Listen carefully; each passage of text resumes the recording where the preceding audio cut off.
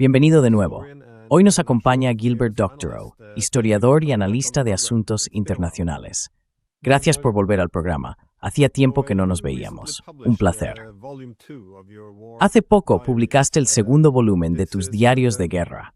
Por lo que entiendo, aunque aún no he podido leerlo entero, trata sobre el periodo en el que la guerra entre Rusia y Ucrania pasó de ser simplemente un conflicto entre ambos países a convertirse de forma más evidente en una guerra indirecta entre Europa y Rusia.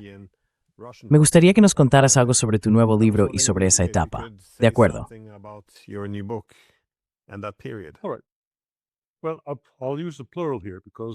Bueno, voy a usar el plural aquí, porque el volumen 3, el de 2025, probablemente saldrá dentro de unas 6 u 8 semanas, según la rapidez de la empresa de producción en Arizona que se encarga del diseño. El año 2024 fue, como dices, y como explico en el libro, un periodo de transición. Se pasó de un concepto de operación militar especial a una guerra con Occidente, con el Occidente colectivo. No solo con Europa, sino también con Estados Unidos. Y además con una nueva doctrina nuclear de Rusia, que se publicó a finales de noviembre de 2024. Eso fue la culminación de una serie de advertencias a Occidente que habían empezado ya en marzo y abril de ese mismo año, como resultado de lo que ocurría sobre el terreno, especialmente por las nuevas amenazas a la seguridad rusa que venían de Europa y también de Estados Unidos, en forma de misiles de largo alcance que estaban desplegando los alemanes. Ya se habían suministrado misiles de alcance medio, digamos de unos 300 kilómetros, por parte de británicos y franceses, bajo un programa común de misiles, el Scalp, en francés.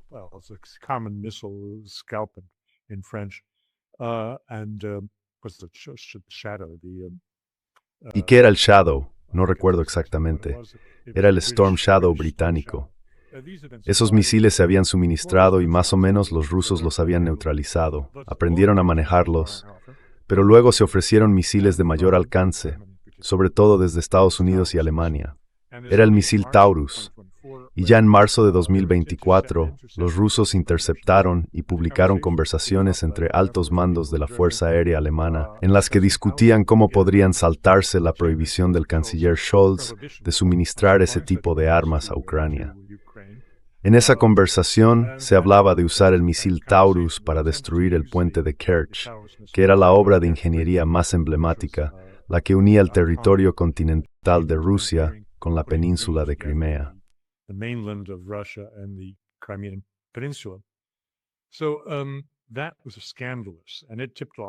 Aquello fue un escándalo y provocó en Rusia una oleada de reflexión sobre cuáles eran realmente sus amenazas de seguridad. Al final, en la estrategia nuclear revisada que se publicó en noviembre, todo quedó reunido.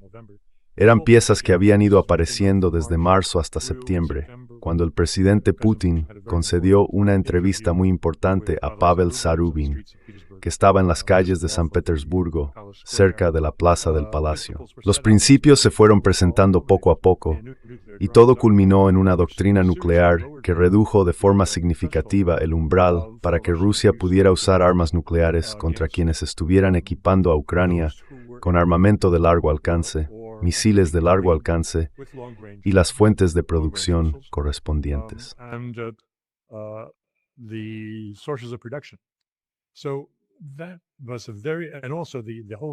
Así que fue algo muy... Y además, toda la idea de lo que representaba la amenaza nuclear o la amenaza estratégica para Rusia cambió. Durante décadas se había basado en los misiles balísticos intercontinentales, los ICBM, que eran el tema central de los tratados SALT, los tratados de limitación de armas estratégicas. Pero ahora, los rusos veían como su mayor amenaza estratégica los misiles de alcance medio que Estados Unidos ya había acordado, bajo el mandato de Biden, desplegar en Alemania durante este año, en 2027. Así que revisé sus doctrinas estratégicas para adaptarse a esta nueva realidad.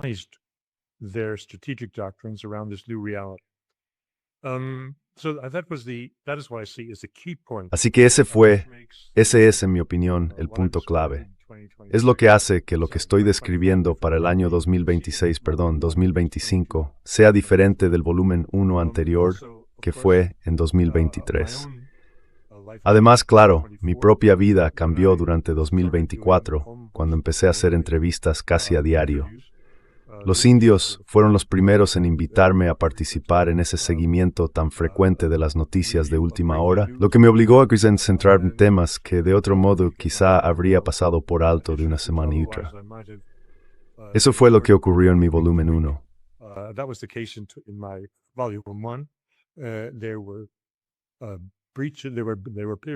Hubo periodos que no cubría de forma diaria, ni siquiera semanal, cosa que en 2024 sí tuve que hacer, porque me invitaban, como digo, a reflexionar sobre ciertos temas antes de que las noticias generales llegaran desde Occidente.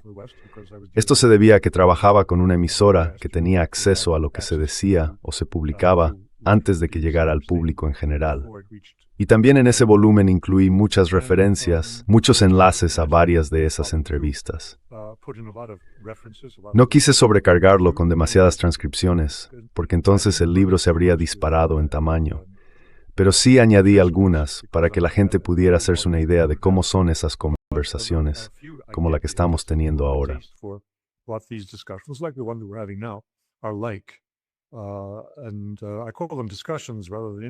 Y las llamo conversaciones más que entrevistas, porque en este caso, y en uno o dos más, la persona invitada, quien tiene la plataforma como tú ahora, participa realmente en un intercambio. Ese es el rasgo principal del volumen 2. El volumen 3 será distinto.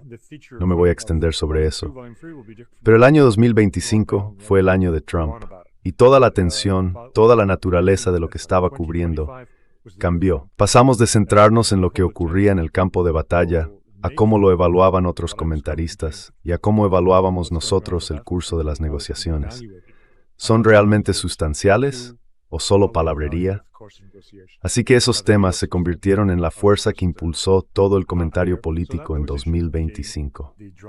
Ahí lo tienes.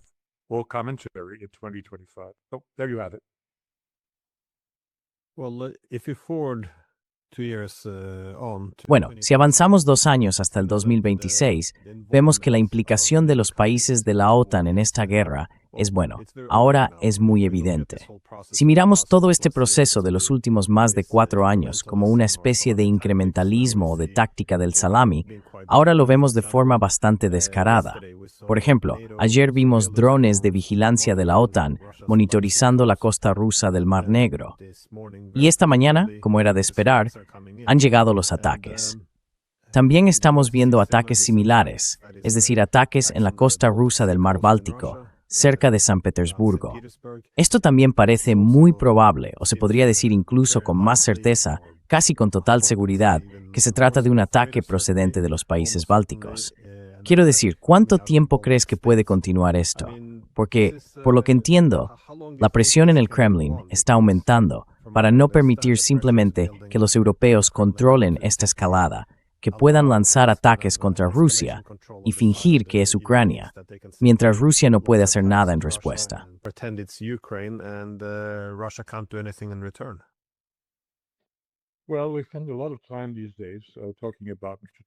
Bueno, estos días pasamos mucho tiempo hablando del señor Trump, de las elecciones de mitad de mandato y de cómo su manera de buscar una salida a la guerra contra Irán, que él e Israel iniciaron, se ajusta según el cálculo político de las elecciones de noviembre.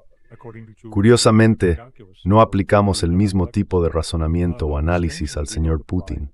Tratamos con él como si, él fuera toda Rusia. Y eso lleva ocurriendo 2 décadas. Solo hay un hombre al que se supone que hay que escuchar en Rusia, y ese es el señor Putin. Y no lo consideramos alguien que viva en un país democrático, cuando en realidad sí lo es. Hay todo tipo de deformaciones en la democracia, como bien sé por el gran vecino que tengo al oeste, Francia, donde el presidente es, en la práctica, un rey.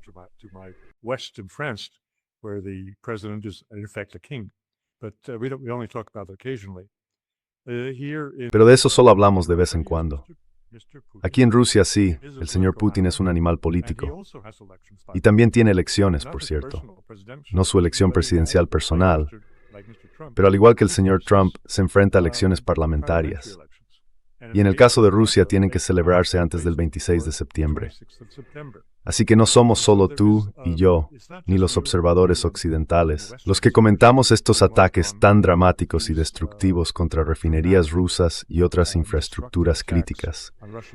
Ataques que cada día son posibles gracias a la inteligencia de Estados Unidos y de Europa, que proporciona la información necesaria para apuntar a los objetivos.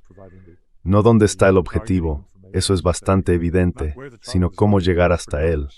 Porque estos drones no vuelan a varios kilómetros de altura.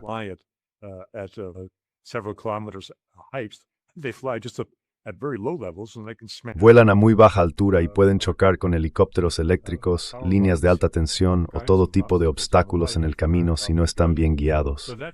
Esa información crítica la ha proporcionado Occidente. Ahora bien, muchos rusos están furiosos por esto. Y aunque estoy totalmente de acuerdo con quienes dicen, mira lo popular que sigue siendo Putin, que ahora tiene un 70% de apoyo, bajando desde el 80%, en realidad eso no cambia mucho las cosas. Pero no están hablando de la política de partidos en Rusia. No están hablando del desplome del apoyo a Rusia Unida, que tradicionalmente, desde hace décadas, tenía alrededor del 30% del electorado, frente a un 20 o 18% del Partido Comunista y quizá un 12% que apoyaba al partido de Zhirinovsky, el de la ultraderecha.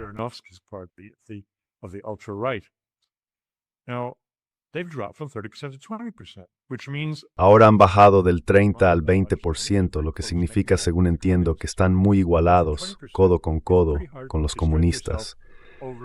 Y pasar del 20 al 51% es bastante difícil, incluso aunque se juegue con las reglas electorales, con la forma de designar a los ganadores en los distritos, ya sea por listas de partido o por nombres de candidatos. Así que las elecciones de septiembre no son, ni mucho menos, una garantía de apoyo a las políticas del señor Putin. Al contrario, van a ser muy disputadas y veremos quién gana. Por eso digo que tenemos que aplicar a Rusia las mismas herramientas de análisis que usamos para examinar lo que pasa en Francia o en Estados Unidos. Pero, por alguna razón extraña, quienes admiramos la Rusia del señor Putin, nos negamos a reconocer que esto es una democracia.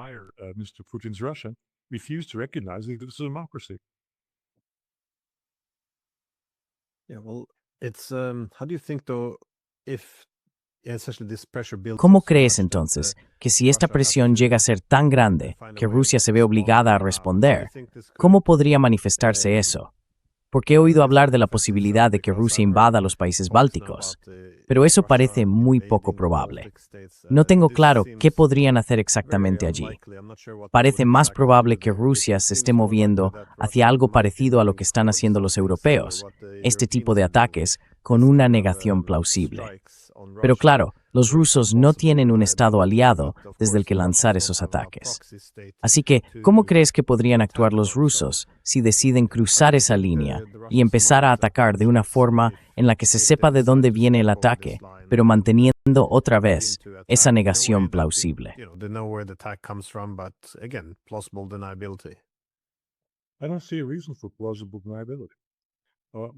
No veo ninguna razón para mantener una negación plausible. Lo que estarían contraatacando es, según todas las medidas internacionales, un casus belli. Cuando los estonios, los letones y los lituanos permiten que drones ucranianos sobrevuelen su territorio y ataquen los puertos bálticos rusos, eso ya es una guerra. Así que no entiendo por qué tendrían que buscar un intermediario o una excusa. Si quieren ser una potencia mundial, que es lo que quieren, aunque no una potencia global en el sentido de poder proyectar su fuerza militar por todo el planeta, al menos en su región, al menos en Eurasia, entonces no hay motivo para disculparse. De hecho, lo que se exige es que simplemente afirmen sus derechos. Como tú y yo hemos comentado, y como tú, que eres un teórico en este ámbito de la disuasión, has dejado muy claro, o lo usas o lo pierdes.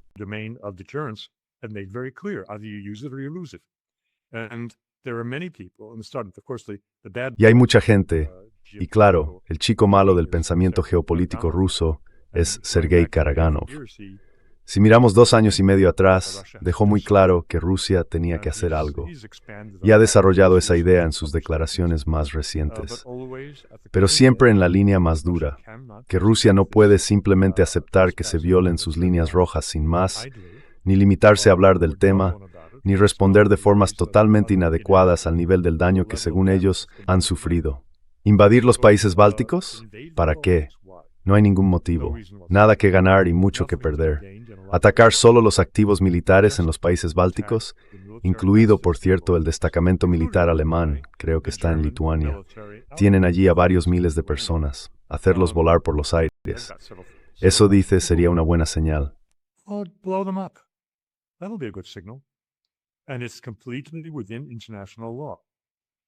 Y todo esto está completamente dentro del derecho internacional. Ahora bien, si alguien dice, ¿no es esto un camino hacia la Tercera Guerra Mundial? Yo me remito a un colega que forma parte de una minoría muy pequeña de comentaristas, y ese es Paul Craig Roberts. Él lleva tiempo diciendo, y ya lo ha dicho antes, incluso aquí, y yo comparto parte de su razonamiento, que este tipo de actitud de poner la otra mejilla nos está llevando justo en la dirección contraria a la que dictaría la prudencia. Nos está llevando o bien a un derrocamiento de las fuerzas actuales dentro del Kremlin y a una respuesta violenta que sí podría ser una tercera guerra mundial, o bien a que el propio señor Putin siga el consejo de quienes le rodean, o de muchos de ellos, y no se limite a hablar, sino que recurra realmente a la acción militar contra países de la OTAN, de forma muy selectiva, y según él,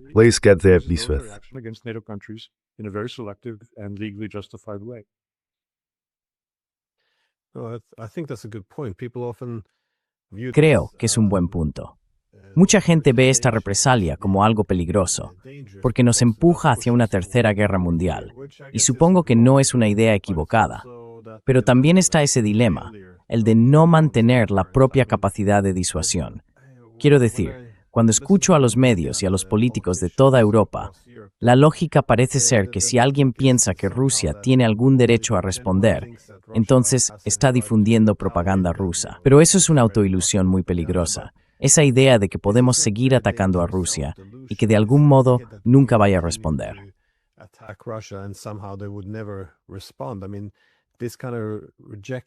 Quiero decir, este tipo de rechazo a que Rusia tenga cualquier capacidad de disuasión nos está llevando por un camino muy extraño.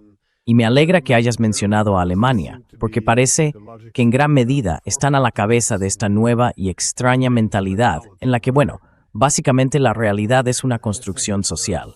Es decir, si decimos que Rusia tiene derecho a responder, entonces lo tiene. Así que, mientras todos finjamos que esto es completamente legítimo, que solo estamos ayudando a Ucrania, no habría motivo alguno para preocuparse por una represalia rusa.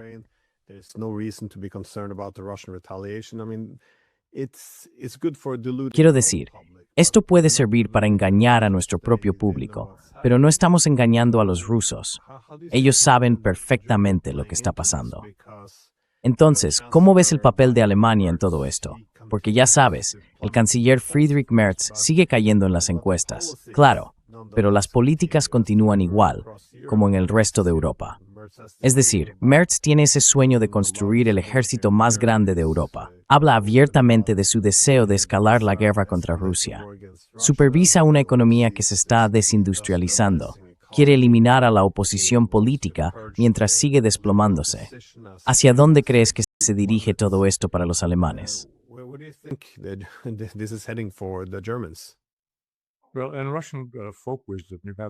Bueno, en la sabiduría popular rusa existe esa imagen de una pareja en la cama, y cada uno intenta tirar de la manta hacia su lado. Pero ahora, en realidad, hay 3 personas en esa cama, y cada uno de esos 3 grupos intenta quedarse con la manta y dejar a los demás destapados. El canciller Merz, como dices, está reclamando el papel de líder militar de Europa, basándose en el potencial militar e industrial de Alemania, y por supuesto, en su población. Unos 85 millones de personas que la convierten en uno de los países más poblados de Europa. Y claro, con la mejor industria manufacturera, aunque los chinos prácticamente destruyeron la industria automovilística alemana. Y él está haciendo esas reivindicaciones.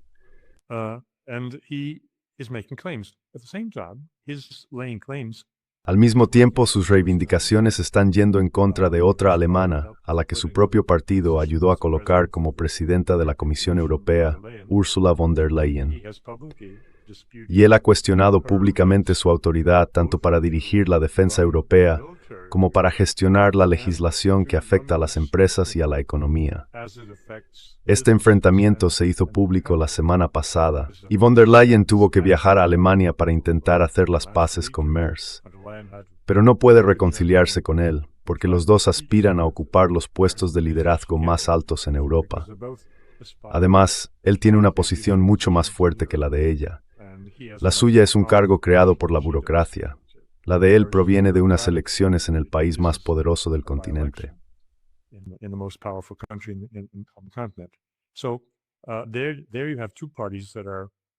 Ahí tienes a dos partidos intentando quedarse con la manta cada uno. Digo esto porque hace unas semanas ella fue una defensora muy firme y muy vocal de una respuesta ante el debilitamiento de la OTAN o su encogimiento tras la retirada de Estados Unidos de Europa. Respondió con mucha claridad, haciendo un llamamiento a todos los miembros de la Unión Europea y a ciertos países de la OTAN para unirse en un ejército europeo común, que por supuesto ella dirigiría. Y, al fin y al cabo, puede mencionar su experiencia como mi defensa de Alemania antes de llegar a Bruselas. Bueno, eso no gustó a mucha gente en Europa. Ahora, el intento del señor canciller Merz de tirar de la manta hacia su lado ha tenido una acogida bastante ambigua.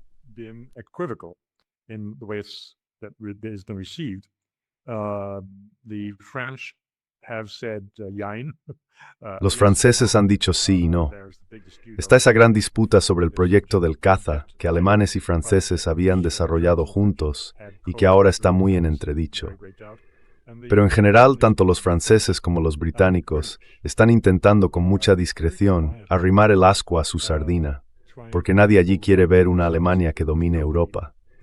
No solo políticamente, como ha hecho desde los tiempos de la canciller Merkel, sino también militarmente, que es la pretensión de Pistorius, el actual ministro de Defensa, y de su jefe Merz. El resultado de todo eso sería el sueño de Hitler hecho realidad. Así que la gente tiene memoria, saben por qué se luchó en la Segunda Guerra Mundial, y fue en gran parte para evitar precisamente lo que el señor Merz está defendiendo.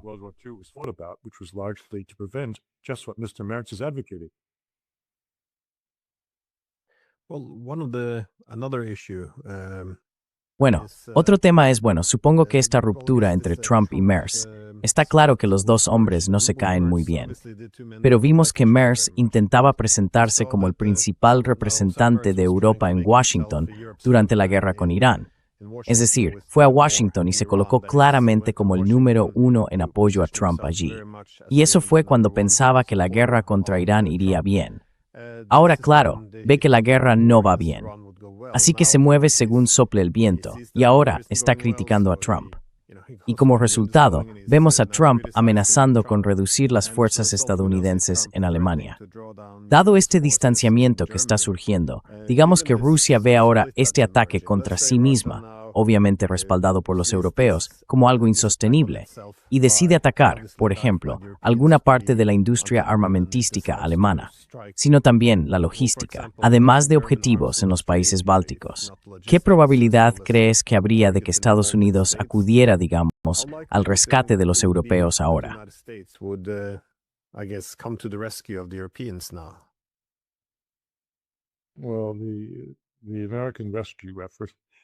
Bueno, el esfuerzo de rescate estadounidense ha estado en duda desde que Trump volvió a la presidencia.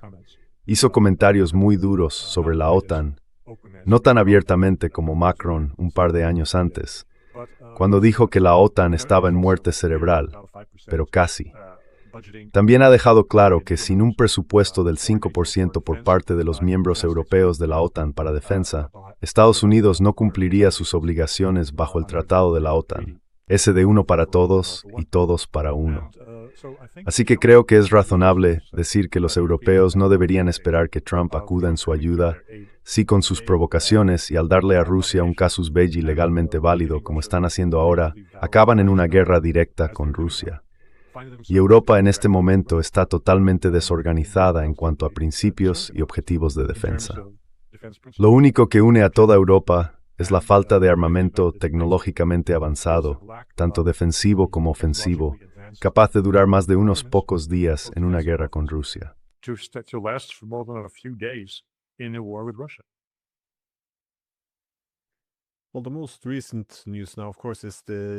Bueno, la noticia más reciente ahora, por supuesto, es que el Reino Unido está liderando a un grupo de 10 países europeos que van a crear una alianza naval contra Rusia.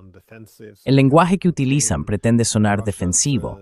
Dicen que van a contener a Rusia en el mar.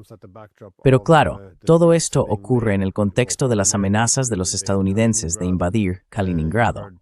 También hemos visto cómo se han atacado buques rusos, ya sea abordándolos o mediante actos de piratería, según cómo se quiera describir, lo que llaman la flota en la sombra de Rusia.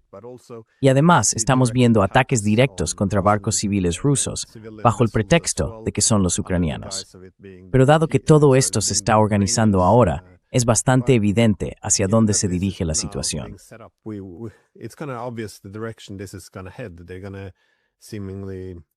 Parece que van a hacer algo parecido a lo que los estadounidenses hicieron con Venezuela, con Cuba o ahora con Irán. Esto empieza a parecer un bloqueo naval, que es un acto de guerra. Algunos dirían que los rusos se lo han buscado, teniendo en cuenta que no mantuvieron su capacidad de disuasión en la otra zona.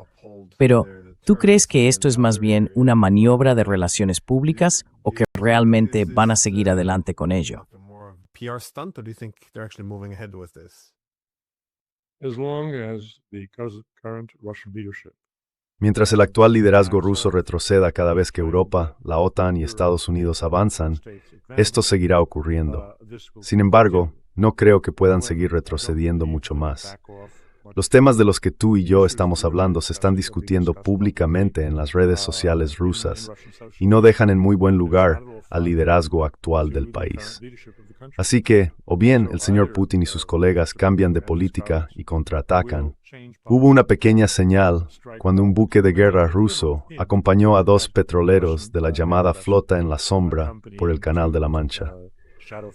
Con eso estaban dando a entender que están dispuestos a defender su flota en la sombra con fuerza naval.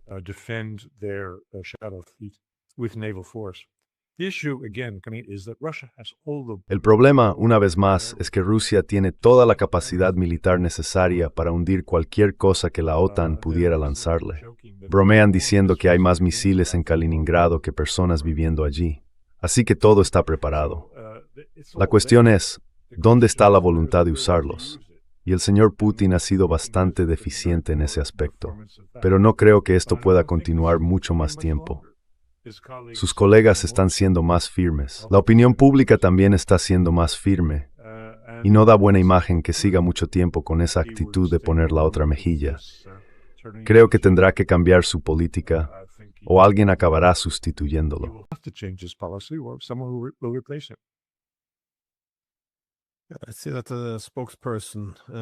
Veo que el portavoz Peskov decía que si los europeos intentan imponer lo que básicamente sería un bloqueo naval a Rusia, entonces ellos responderían con un bloqueo naval total a toda la Unión Europea. Ahora bien, no estoy seguro de si está exagerando o de qué implicaría exactamente eso, pero está claro que los rusos también se encierran en su propia posición. Una vez que empiezas a usar ese tipo de retórica y luego no pasa nada, eso supone otro golpe para tu capacidad de disuasión. Y habría aún más presión para reaccionar con fuerza más adelante para intentar recuperar esa credibilidad. Así que, de nuevo, parece muy peligroso lo que se está haciendo. Pero quería preguntarte también, ¿cómo ves que los europeos estén intentando trasladar esto al resto del mundo?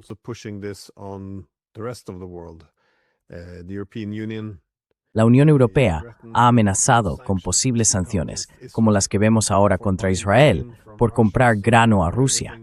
Así que todo lo que ocurrió en Gaza, el ataque a Irán, a Líbano, todo eso no solo se pasó por alto, sino que además tuvo consecuencias, incluso apoyo por parte de la Unión Europea.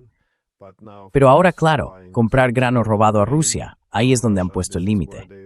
Y es interesante en un contexto más amplio, porque ahora vemos que la Unión Europea también está presionando a Asia Oriental para que no compre petróleo ruso. Los mercados energéticos se están estrechando. ¿Tú crees que la Unión Europea podrá mantener esa presión o es solo una forma de aparentar?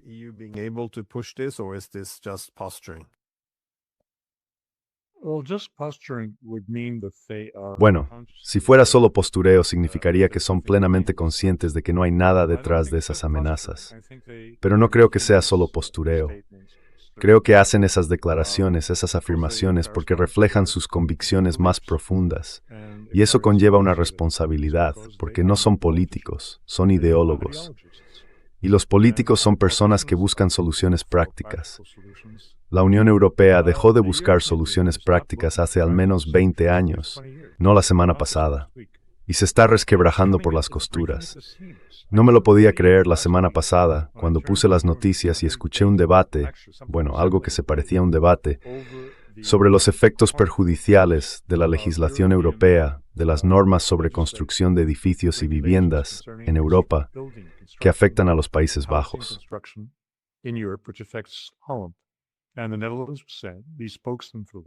Y los Países Bajos dijeron, estos portavoces de los Países Bajos dijeron, esto es terrible.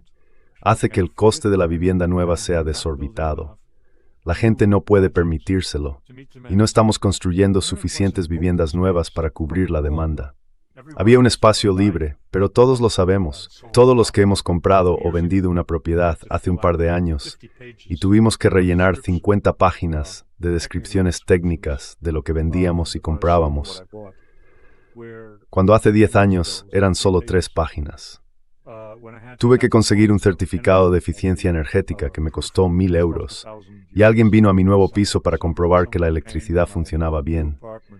Todo este papeleo absurdo que afecta a cualquiera que compre o construye en Europa, por fin está saliendo a la luz en Euronews.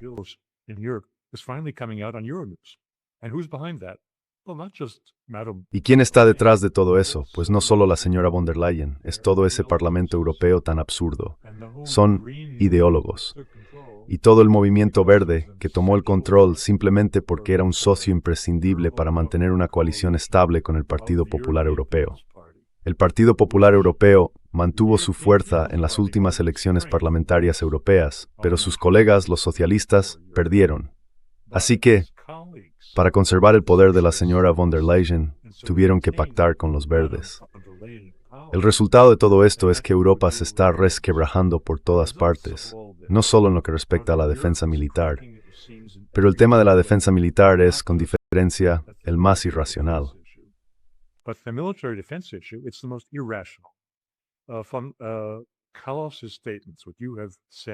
Las declaraciones de Carlos, lo que tú has dicho, muestran la absoluta locura de quienes dirigen Europa hoy en día.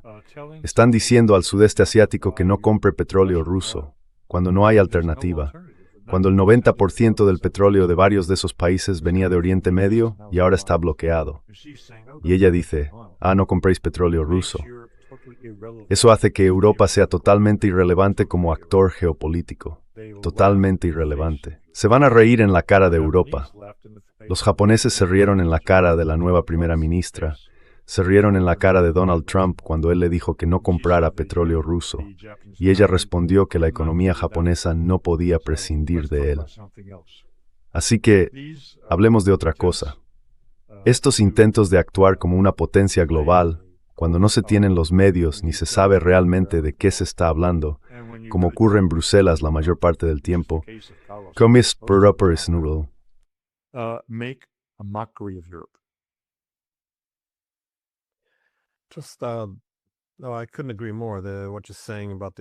No podría estar más de acuerdo con lo que dices sobre la irracionalidad y la creciente falta de relevancia.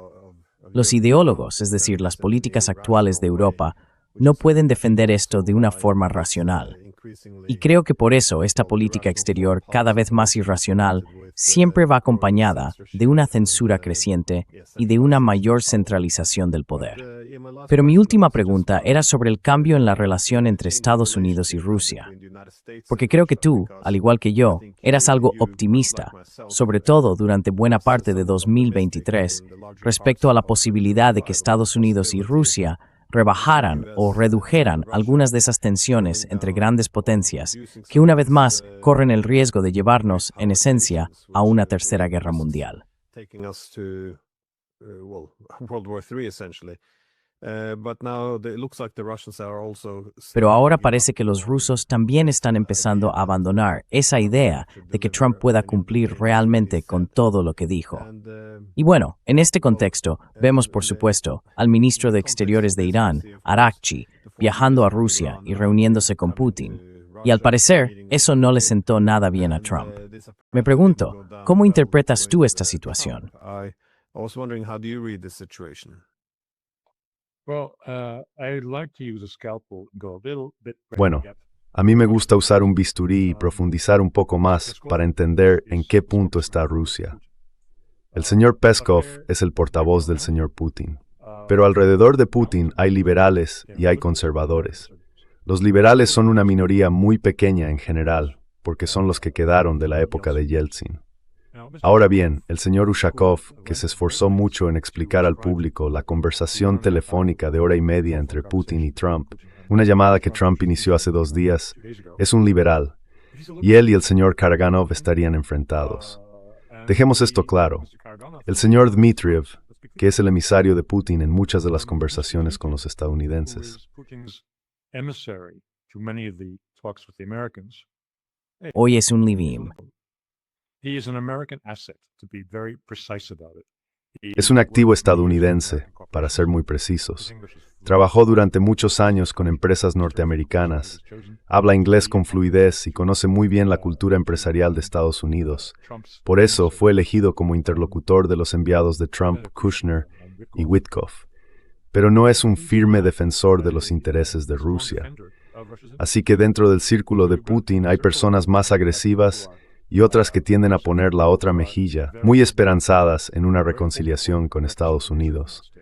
Lo mismo ocurre en Irán, donde también existe esa división y por eso nunca llegaron a cerrar, en diciembre de 2016, justo después de la elección de Trump, un acuerdo con Rusia para una alianza militar.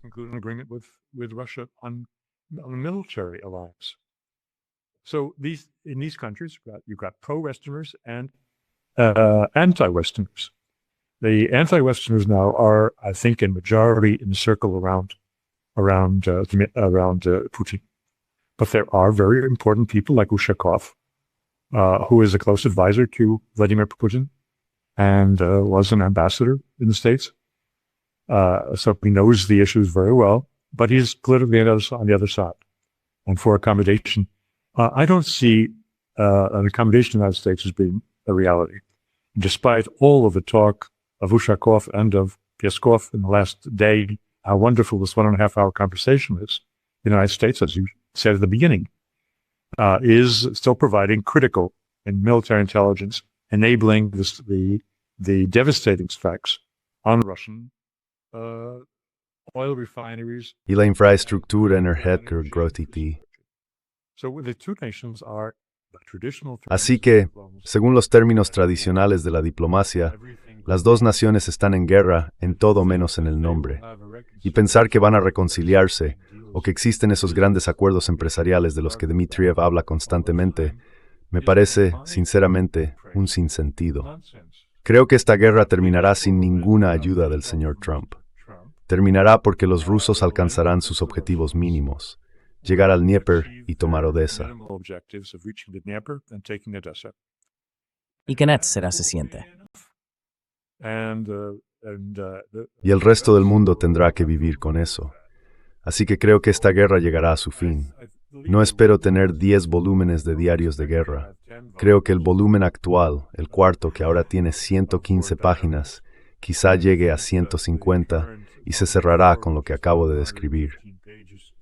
Maybe we'll go to 250 and we'll be cut off by what I just described.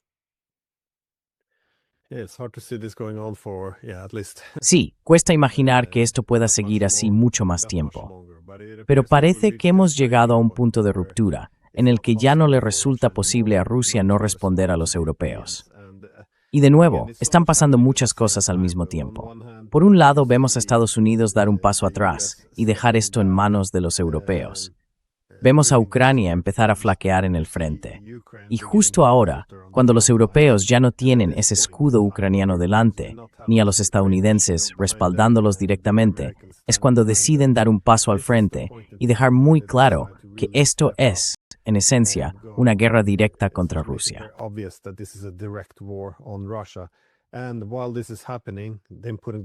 Y mientras todo esto ocurre, poniéndose ellos mismos en el punto de mira de Rusia, vemos por el lado ruso toda esa presión sobre Putin. Básicamente, se están sacando lecciones de Irán, que deberían haber respondido y haber subido en la escala de la escalada, en lugar de permitir que Occidente marque el ritmo, subiendo y bajando a su antojo, sin que Rusia les siga.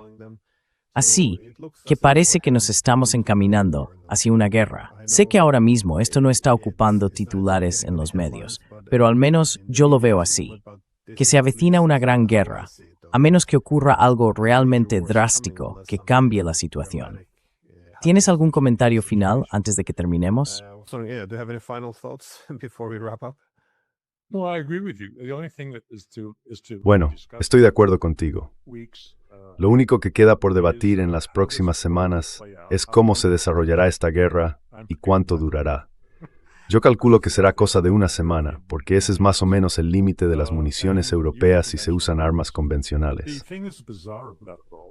Lo extraño de todo esto es que en todos los anuncios que se hacen, el año 2029 aparece como la fecha objetivo para la guerra.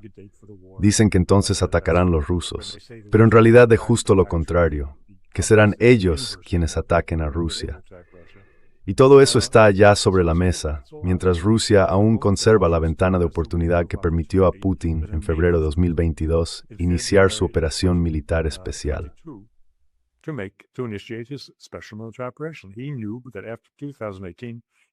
Sabía que después de 2018 tenía una ventaja de 10 años sobre Estados Unidos y probablemente una ventaja aún mayor en armas estratégicas frente a Europa. Y por eso entró. Y eso sigue siendo cierto, aunque está disminuyendo.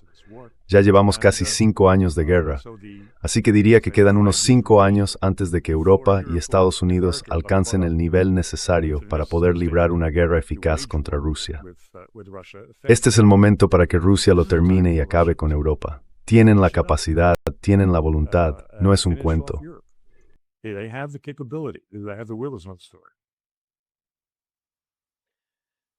Well, like I said, disaster pending. Bueno, como ya dije, desastre a la vista.